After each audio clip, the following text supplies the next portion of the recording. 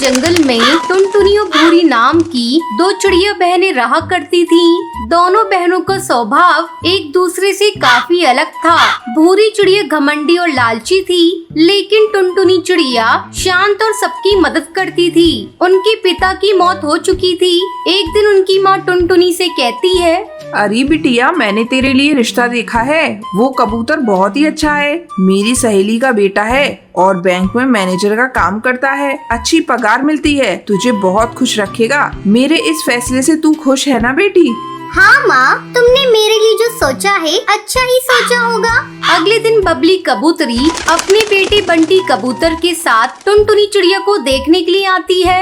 टूनी चिड़िया, हमें तुम्हारी बेटी टुनटुनी बहुत पसंद है। बचपन में देखा था, लेकिन शादी ब्याह का मामला है। सोचा अपने बेटे को भी टुनटुनी चिड़िया को दिखा दूं। मेरे बेटे को भी तुम्हारी बेटी पसंद है। कुछ दिनों बाद टुनटुनी चिड़िया और बंटी कबूतर की शादी हो जाती है। समय गुजरने लगता है। एक दिन भूरी अपने कॉलेज से घर आती है और अपनी माँ से कहती है, माँ, मुझे अपने कॉलेज के दोस्त कालू कौवे से प्यार हो गया है और मैं उससे शादी करना चाहती हूँ। अरे करमजली, ये तू क्या बोल रही है? अपनी शादी की बात खुद कर रही है। नासपीटी, तुझे लाज शर्म है कि नहीं? अभी मैं मरी नहीं हूँ, तेरे लिए भी रिश्ता ढूंढ रही थी।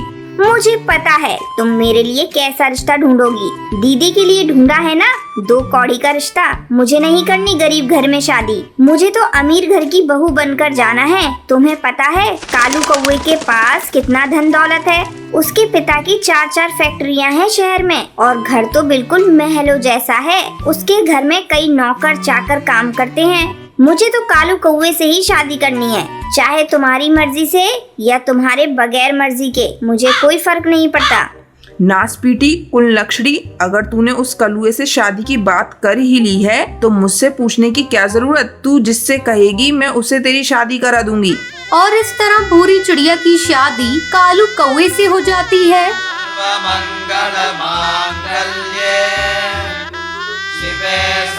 शादी के कुछ दिनों बाद भूरी चिड़िया अपनी बड़ी बहन टुनटुनी चिड़िया से मिलने के लिए उसके घर जाती है। उस समय टुनटुनी अपनी घर की सफाई कर रही थी। अरे भूरी चिड़िया, तू, मुझे पता होता तो आज तेरे जीजा जी को जाने नहीं देती, उन्हें रोक लेती, वो तुम्हें रिसीव कर लेते। अरे नहीं दीदी, तुम्हें तो पता है मैं कितने बड़े घर की चिड़िया हूँ। अपनी हवाई मोटर लेकर आई हूँ। तुम्हारे जैसी गरीब थोड़ी ना हूँ जो हवा में उड़ते उड़ते धक्के खाती रहूँ। अरे बाप रे, अब तू बस बोलती ही रहेगी या कुछ खाएगी पिएगी भी? तो रुक, अभी मैं तेरे लिए गर्मा गर्म चाय बना कर लाती हूँ। क्या दीदी, इतनी गर्मी में चाय पिलाकर तुम मुझे मार डालोगी क्या?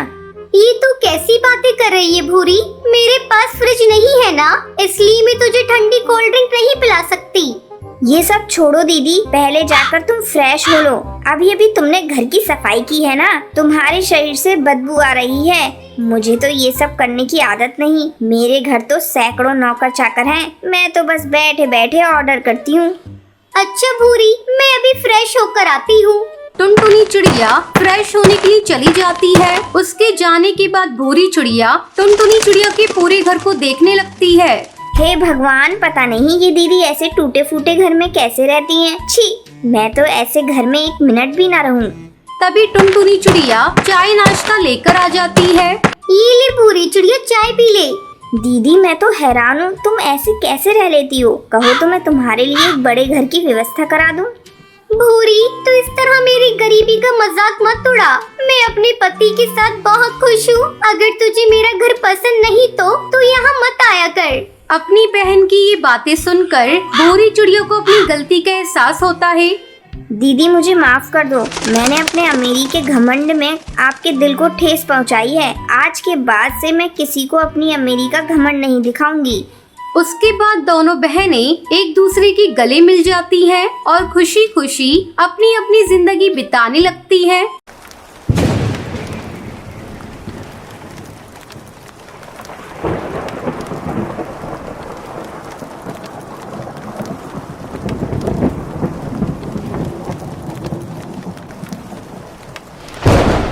ये कहानी सुंदरवन के एक जंगल की है। उस जंगल में टुनटुनी चिड़िया एक पेड़ पर अपना घोंसला बनाकर रहा करती थी। उसके पास वाले पेड़ पर कड़कनाथ कौआ अपने परिवार के साथ रहा करता था। उसका एक बेटा था कालू कौआ, वो बहुत ही आलसी था। कुछ दिन पहले ही टुनटुनी चिड़िया ने एक अंडा दिया था और आज उस अंडे में से एक नन्ही चिड़िया बाहर आती है। आज मेरा माँ बनने का सपना पूरा हो गया। मेरी बेटी कितनी मासूम है, मैं इसे कभी भी कोई परेशानी नहीं होने दूंगी।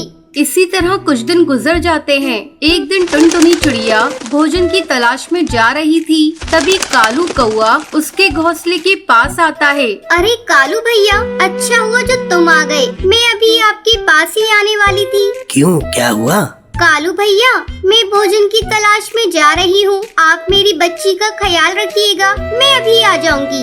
ठीक है बहन, तुम जाओ, मैं तुम्हारे बच्चे का ख्याल रखूंगा, लेकिन आते समय मेरे लिए भी भोजन लेती आना। हाँ हाँ कालू भैया, आप चिंता मत करिए, मैं जरूर लेती आऊंगी आपका भी भोजन। इतना कहकर टुनटुनी चिड़िया भोजन की तलाश में चली जाती है। कालू कौआ चिड़िया की बेटी की देखभाल करने लगता है। थोड़ी देर बाद जब टुनटुनी भोजन लेकर आती है। कालू भैया, आपका बहुत बहुत धन्यवाद जो आपने मेरी बच्ची की देखभाल की। ये लीजिए, मैं आपके लिए भी भोजन लेकर आई हूँ। ठीक है टुनटुनी चिड़िया, अब तुम अपनी बच्ची का ख्याल रखो, मैं अपने घर जा रहा हूँ। इस तरह टुनटुनी चिड़िया रोज भोजन लेकर आती और कालू बैठा बैठा ही खाता है। धीरे धीरे कई महीने गुजर जाते हैं और बारिश का मौसम शुरू हो जाता है। तब एक दिन टुनटुनी चिड़िया कहती है, मैं इस बारिश से अपनी बेटी को कैसे बचाऊं? मेरी बेटी इस बारिश में भीग रही है। मैं कालू के पास जाकर मदद मांगती हूँ, शायद कालू मेरी मदद करे। टुनटुनी चिड़िया कालू के पास जाती है। भैया, इस बारिश में मेरा घोंसला पूरा भीग गया है। अब मेरा घोंसला पता नहीं कब टूट जाए। क्या बारिश रुकने तक आप मुझे अपने घोंसले में रहने दे सकते हैं? मैं अपनी बेटी को अपने साथ लेकर आई हूँ। टुनटुनी चिड़िया, मैं तुम्हें साफ साफ बता देना चाहता हूँ, मेरे घोंसले में इतनी जगह नहीं है मैं तुम दोनों माँ बेटी को रख सकूँ। तुम कोई दूसरा आशियाना देखो। टुनटुनी चिड़िया मन मटोस कर वहाँ से चली जाती है। धीरे धीरे बारिश तेज हो रही थी।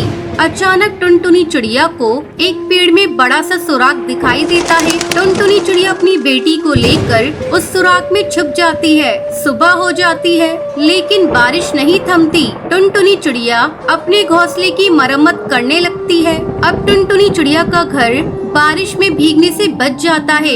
इस बार टुनटुनी चिड़िया अपने घोंसले को छाते से ढक देती है। कालू कौवा टुनटुनी के घोंसले को देखकर कहता है, अरे ये टुनटुनी चिड़िया तो बहुत ही चालाक निकली, इसने तो अपने घोंसले को छाते से ढक लिया है। मैं मौका देखकर इसका छाता चुरा लूंगा और अपने घोंसले में लगा दूंगा। एक दिन जब टुनटुनी चिड़िया अपनी बेटी के साथ भोजन की तलाश में गई थी, तब कालू कौवा टुनटुनी चिड़िया के छाते को चुरा लेता है और उसे अपने घोंसले में लगाने लगता है। तभी भुल्ला चील वहाँ आ जाता है और वो कालू से छाता छीन लेता है। कालू कौवे, तुमने बहुत गलत किया। तुमने टुनटुनी चिड़िया का छाता चुरा लिया। अभी जाओ जाकर ये छाता टुनटुनी चिड़िया के घोंसले में लगाओ। अगर तुमने ऐसा नहीं किया तो मैं तुम्हें मार डालूंगा। भुल्ला चील के डर से कालू कौवा छाता ले जाकर टुनटुनी चिड़िया के घोंसले में लगा देता है। फिर उस जंगल के सारे पक्षी और टुनटुनी चिड़िया अपनी बच्ची के साथ खुशी खुशी रहने लगती है। चंपकवन के जंगल में टुनटुनी चिड़िया अपनी माँ टूनी चिड़िया के साथ रहती थी। बचपन से ही टुनटुनी चिड़िया के कान बड़े बड़े थे। अपने बड़े कान होने की वजह से टुनटुनी चिड़िया दूर से होने वाली बातों को भी सुन लेती थी। एक दिन पिंकी चिड़िया अपनी सास की बुराई लूसी कबूतरी से कर रही थी। उस समय टुनटुनी चिड़िया अपनी डाल पर बैठी थी। दूर होने की वजह से पिंकी चिड़िया टुनटुनी चिड़िया को देख नहीं पाती, लेकिन टुनटुनी चिड़िया उन दोनों की बातें साफ साफ सुन रही थी। दिन भर मैं काम करती हूँ, मजाल कि मेरी सास एक काम कर दे, बस कमरे में बैठकर दिन भर टीवी देखती रहती है। तू ठीक कह रही है पिंकी चिड़िया, मेरी भी सास ऐसी ही है। दिन भर बैठे बैठे गप्पे लड़ाती रहती है अपनी सहेलियों के साथ और मैं दिन भर घर के काम करती रहती हूँ। जी में आता है सब छोड़ छाड़ कर अपने मायके चली जाऊँ या मैं अपनी सास से अलग हो जाऊँ। वो दोनों अपनी अपनी सास की बुराई काफी देर तक करती रहती हैं। इसी बीच टुनटुनी चिड़िया बबली कबूतरी के घर पहुंच जाती है। अरे कहाँ हो बबली कबूतरी, जल्दी इधर आओ, तुम्हारी बहू के बारे में कुछ बताना है। बबली कबूतरी अपनी बहू का नाम सुनते ही दौड़ी दौड़ी वहाँ आती है। क्या बात है टुनटुनी चिड़िया, तुम मेरी बहू के बारे में क्या बताना चाहती है? तुम्हें पता है बबली कबूतरी, तुम्हारी बहू तुमसे अलग होना चाहती है। आज मैंने सुना वो पिंकी चिड़िया से इस बारे में बात कर रही थी। वो तुम्हारी बहुत बुराई कर रही थी। तुम्हें तो पता ही है बबली कबूतरी, मैं अपने बड़े कानों की वजह से दूर से ही पक्षियों की बातें सुन लेती हूँ। तभी लूसी कबूतरी वहाँ आ जाती है। दोनों सास बहू में लड़ाई शुरू हो जाती है। फिर मौका देखकर टुनटुनी चिड़िया वहाँ से रफू चक्कर हो जाती है। इस तरह दिन गुजर रहे थे। एक दिन टुनटुनी चिड़िया की माँ टूनी चिड़िया अपने पति टुन्नू चिड़ा से कहती है, सुनो जी, कब तक हम लोग अपनी बेटी टुनटुनी चिड़िया को घर में बिठाए रखें? अब उसके हाथ पीले कर देने चाहिए।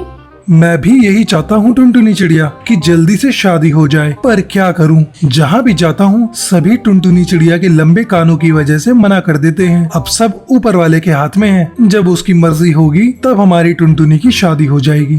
इस तरह समय गुजरने लगता है। एक दिन टूनी चिड़िया के घर उसकी सहेली सुंदरी कौवी आती है। आओ आओ सुंदरी कौवी, कैसे आना हुआ?